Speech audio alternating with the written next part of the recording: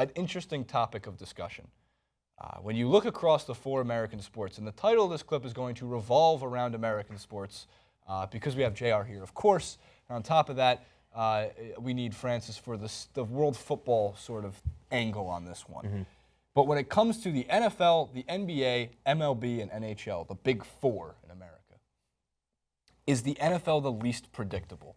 And we're going to look through, we have our past MLB winners, our past NBA winners, and of course, we'll look at the past NHL winners. And you look at it, because Pro Football Talk was very quick. They said through Twitter, it was pretty funny, let's hand the Golden State Warriors the 2016-17 title, and everyone can come back and enjoy football, where we don't know who's going to win. But that's a really good point, because over the last few years, and I guess you got to keep it in the context of really the last 5 to 10, all of these sports except for the NFL has kind of a 4-horse race for the most part. So let's look at the first one. We'll go to baseball. We'll go through that quickly. What you're going to see is a lot of Cardinals, a lot of Red Sox, a lot of Giants. Yep. And the Royals for the past 2 years. You look at it, of course the Phillies snuck in there. But for the most part, year in, year out for the last few, the Cardinals were the best managed team in baseball, so they were always there. The Dodgers have been one of the best managed teams in baseball over the last 4 or 5 years. They're always there.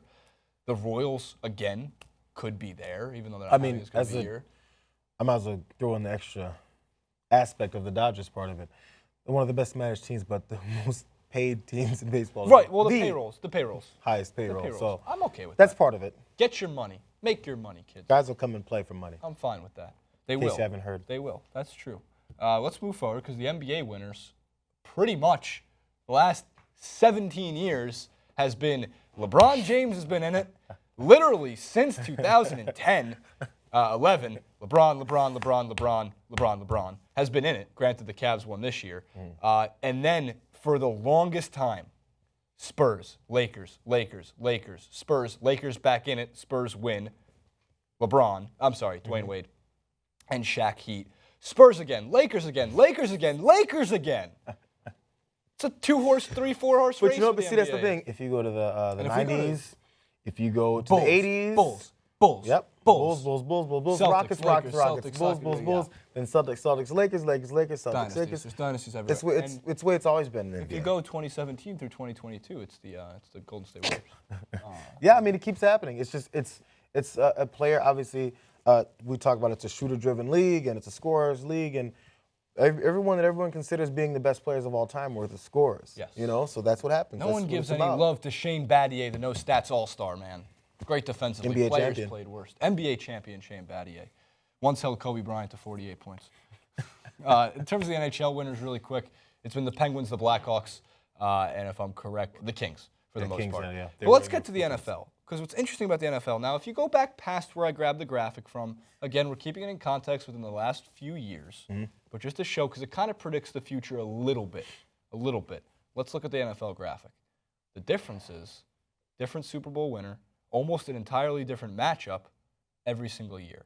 Steelers versus Cardinals, Saints versus Colts, Packers versus Steelers. Steelers were in it a lot, but Giants versus Patriots, Ravens versus Niners, Seahawks.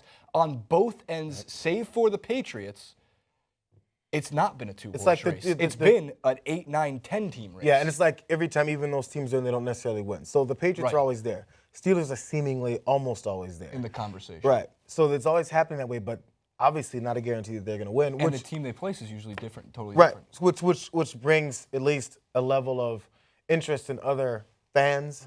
Because, I mean, there's plenty of people that are fueled by their disdain for a certain team, right?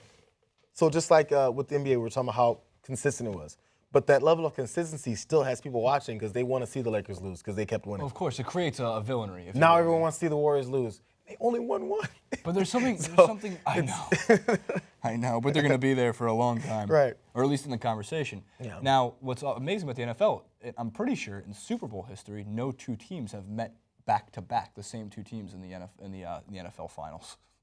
I think it's called the Super Bowl. So I think there's something nostalgic about the NFL in that way. There's something different that when we go into this season especially, next year I can tell you it's going to be the Warriors, Spurs, Cavs as your 3 teams who are Clippers as your 4 teams who could win the NBA Finals, okay? For the MLB, I can tell you this year that even though the Cardinals aren't playing that well, they're a second-half team. Don't be surprised if they make a run. The Dodgers will be back in it. The Royals will likely be back in it. I think I have to check their record. But regardless, in the NHL, the Blackhawks have been a dynasty, and the Penguins and all these teams. In the NFL, off the top of my head, the Giants can do it. The Bills could do it, technically. But the thing is, what happens? The Eagles could find a way to do it. No one knows. La Liga, yeah. La Liga's the one. I'll get to that in a second. But at least what happens in the NFL, it does a little bit.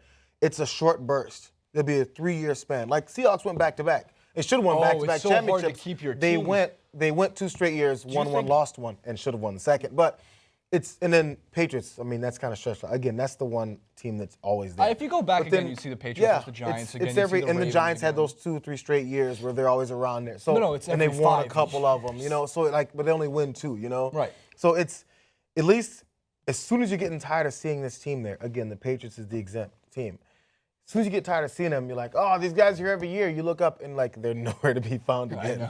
I know. Real quick on the world footballing aspect, if you look at the leagues respectively, you know, except for the Premier, well, actually with the Premier League too, it's the same teams regularly, save for Leicester City.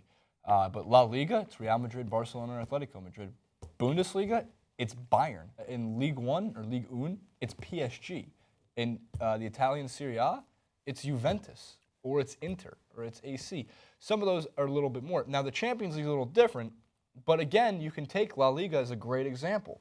The NFL is less predictable than La Liga. You know which of the 3 teams are going to win La Liga every single year for the foreseeable future. I know, considering I watch every game, it's definitely less predictable. I watch every game. I mean, of La Liga. I can't stop watching it. Who's your favorite footballer in La Liga? The other guy who doesn't play. Oh, okay. We'll go with. I feel bad for the underdog. Get on the pitch. Messi play for? Get on the pitch. Well, you mean his countrymen or his club team? We're not talking Ronaldo, right? No, not Ronaldo. Who does he play for? You said Messi. Messi plays for one of the Reals or something like that. I think he plays for Real Argentina, Barcelona. It's my favorite. That must be my favorite GIF of all time. Real, Barcelona, Argentina. What a super team. Kevin Durant. I do know that the best player in general wears number 10 for each team. Yeah, look at that. We don't even need Francis. We got JR talking tactics next week on TYT Sports. Talk tactics with JR next week. That's Jamaican. It's right in the middle. It's right in the middle. I can't do it. You only said Jamaican because of my hair. I gotta go. All right, guys. Comment below with what you think about the clips from today.